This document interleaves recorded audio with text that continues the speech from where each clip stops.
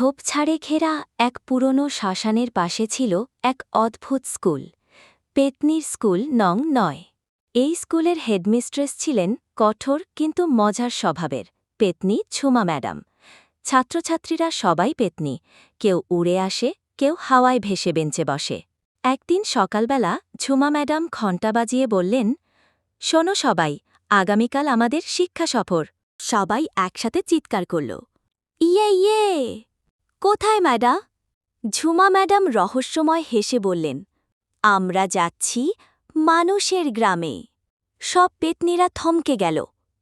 মানুষের গ্রাম মানে যেখানকার লোকেরা ভয় পায়, দৌড়ায় আর মাঝে মাঝে ঝাড়ফুঁকু করে। ও মা গো, কি হবে? ঝাড়ফুঁক করি, থাম ভূত, ওটা কাজ করছে না।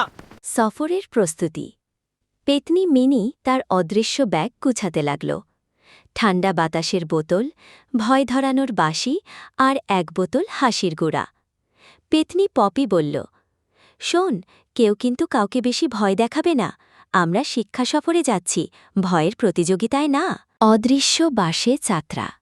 পরদিন রাত 12টায় তারা উঠল অদৃশ্য বাসে।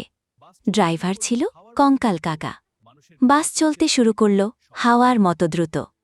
মানুষের গ্রামে পৌঁছে তারা দেখল সবাই ঘুমিয়ে। ঝুমা ম্যাডাম বললেন, আজ আমরা শিখব মানুষ কিভাবে থাকে, কিভাবে হাসে আর কেন তারা আমাদের ভয় পায়।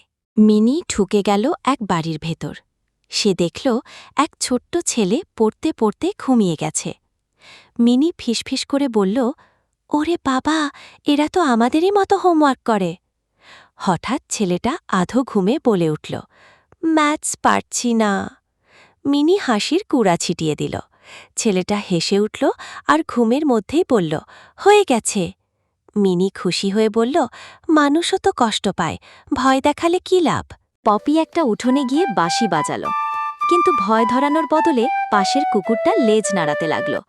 কুকুরটা যেন পপিকে দেখতে পাচ্ছে। পপি চিৎকার করে দৌড় দিল, ম্যাডাম, কুকুর আমাকে দেখছে। সবাই হেসে গড়াগড়ি।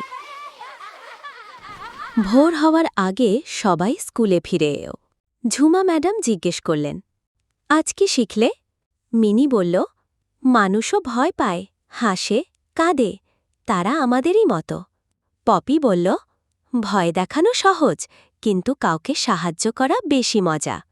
ঝুমা ম্যাডাম মাথা নেড়ে বললেন, ঠিক তাই, আজ থেকে আমাদের স্কুলের নতুন নিয়ম। অকারণে কাউকে ভয় দেখানো যাবে না। যেখানে সম্ভব সেখানে হাসি ছড়িয়ে দিতে হবে। সবাই একসাথে বলল, পেতনি স্কুল নং ৯ জিন্দাবাদ। শেষে দেখা গেল রাতের বেলায় মানুষের গ্রামে হালকা ঠান্ডা বাতাস বইছে। কেউ বুঝতে পারে না, কিন্তু পেতনিরা চুপি চুপি গিয়ে কাউকে হাসায়, কাউকে সাহস দেয় আর কাউকে স্বপ্নে সাহায্য করে। ভয় নয়, হাসি সবচেয়ে বড় শক্তি।